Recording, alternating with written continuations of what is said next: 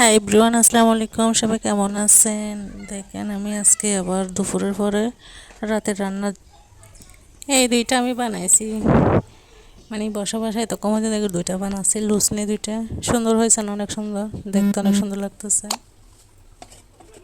এরপরে আমি এখানে আলু ভাজি কেটে নিছি।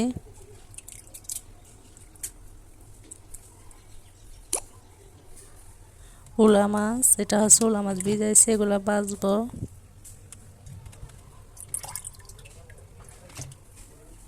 আর এটা হচ্ছে কচুরলতি, এখানে আগের একটুখানি কচুরলতি ছিল, এটা ভিজাই রাখছি, এটাও ভাজবো। চিংড়ি মাছ দিয়ে বেজে নিব আর কি। এখানে কতগুলো শুটকি পিঠা বানানো হয়েছে, এগুলো বসে বসে আপু বানাচ্ছে, অনেকগুলো বানাইছে, এর আগেও বানাইছিল অনেকগুলো। দেখেন বাহিরের ওয়েদারটা কত সুন্দর, কাল রাতে সারা রাত বৃষ্টি পড়ছিল, এখন দেখেন মেঘ, একটু একটু মেঘ দেখা যাচ্ছে। আমি পেঁয়াজ কাঁচামরিচ এগুলো কেটে কুটে রেডি করে, এগুলো ধুয়ে টুয়ে রেডি করি, তারপর রান্না করব। এখানে আমি পেঁয়াজ, টমেটো, কাঁচামরিচ, ধনিয়া পাতা সবগুলো কেটে নিয়েছি, রসুনও মাছগুলোও ধুয়ে ফেলছি, ধুয়ে রেখে দিচ্ছি। এখানে আলু ভাজিও ধুয়ে রাখছি, কচুরলতি আর চিংড়ি মাছ একসাথে ধুয়ে রেখে দিছি। প্রথমে আমি ভাজিটা করে নিব, এখন আঁচড়া জানি দিয়ে দিছি অনেক আগে।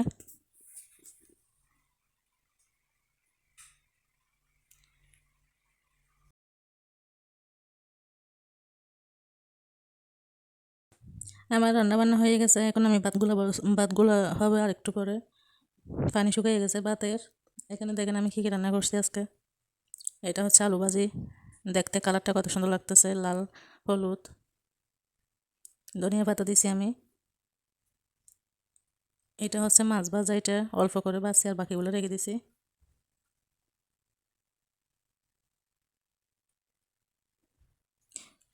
এর এরপরে আছে যে লতি, চিংড়ি লতি। আজকে চিংড়ি লতির মধ্যে একটা ভুল করে ফেলছে, অনেক বড়।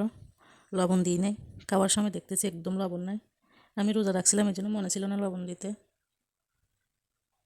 এই তো আজকের মধ্যে এইটুকু রান্না বান্না। এই লেবুটা রাখছি যে আমি একটু একটা কাজ করব,